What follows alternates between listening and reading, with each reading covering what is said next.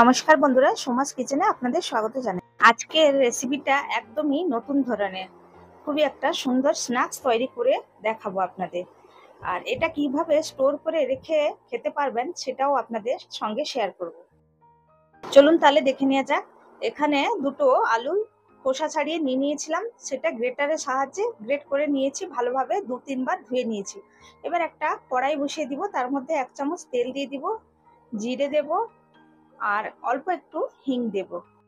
কেউ বাড়িতে গেস্ট আসলে এটা আপনি বাড়িতে থাকা উপকরণ দিয়েই খুবই সহজে এই স্ন্যাক্সটা বানিয়ে নিতে পারবেন। এবার আলু গ্রেট করে রাখাটা ওটা দিয়ে ভালো করে নাড়াচাড়া করে নেব। এর মধ্যে দিয়ে দেব অল্প একটু লবণ, অল্প একটু হলুদের গুঁড়ো। এবার ভালো করে মিশিয়ে নিতে হবে। প্লিজ বন্ধুরা, ভিডিও ভালো লাগলে সাবস্ক্রাইব দেবেন, লাইক দেবেন, যতটা সম্ভব শেয়ার করে দেবেন, কমেন্ট করে জানাতে ভুলবেন না। এবার 1 কাপ জল দিয়ে দেব, তারপরে আর হাফ কাপ জল দিয়ে দেব, টোটাল 1.5 কাপ জল ব্যবহার করলাম। এবার এটাকে ঢাকা দিয়ে অল্প একটু কুক করে নিতে হবে। দেখুন মোটামুটি হয়ে গেছে। এর মধ্যে 1 কাপ সুজি দিয়ে দেব। এখানে মোটা পাতলা যে কোনো সুজি ব্যবহার করতে পারবে। এবার ভালো করে মিশিয়ে নেব আলুর সঙ্গে। ভালোভাবে কুক করা হয়ে গেছে। এবার একটা ডোর মতো তৈরি করে নিতে হবে।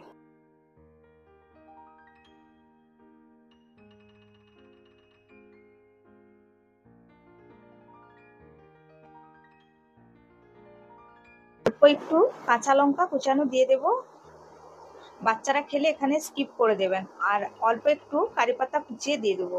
কারি পাতার বদলে আপনারা ধনে পাতাও ইউজ করতে পারেন। এবার ভালো করে মিশিয়ে নিতে হবে। ডোটা পুরোপুরি রেডি হয়ে গেছে। এবার একটা থালার মধ্যে এটা ঢেলে নেব।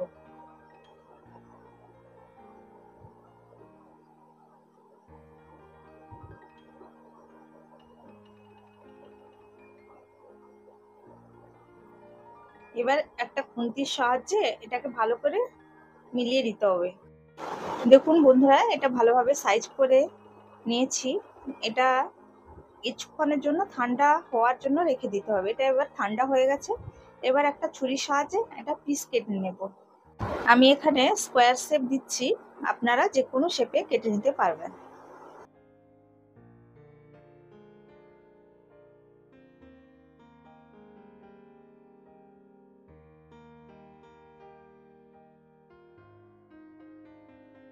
এবার ছুরির সাহায্যে এটা এইভাবে তুলে নিতে হবে পিসগুলোকে। দেখুন কত সুন্দরভাবে উঠে যাচ্ছে পিসগুলো। ভাজার জন্য পুরোপুরি রেডি হয়ে গেছে। এবার কি করব, কিছুটা স্টোর করে রাখার জন্য আমি একটা এখানে টাইট কন্টেনার নিয়েছি। তার মধ্যে এইভাবে বেশি করে বানিয়ে আপনারা ফ্রিজের মধ্যে 2-3 দিনের জন্য স্টোর করে রেখে দিতে পারবেন।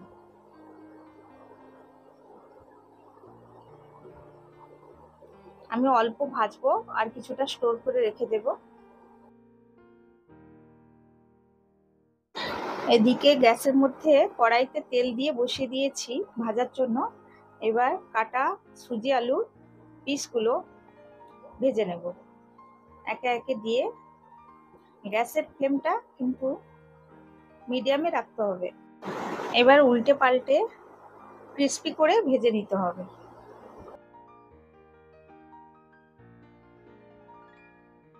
দেখুন কত সুন্দরভাবে লাল হয়ে ভাজা হয়ে গেছে।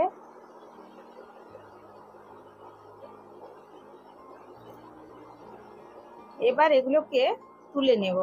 বন্ধুরা, সত্যি বলছি আপনাদের, এটা এত টেস্টি লাগে খেতে, আপনারা একবার বানিয়ে খেলে বুঝতে পারবেন। একবার হলেও বানিয়ে খাবেন। আমার এখানে সবগুলো ভাজা হয়ে গেছে। এবার একটা প্লেটের মধ্যে নিয়ে নেব। তার মধ্যে টমেটো সস দিয়ে আপনারা এটা খেতে পারেন। আশা করি আপনাদের এই ভিডিওটা ভালো লেগেছে। দেখার জন্য অনেক অনেক ধন্যবাদ জানাই।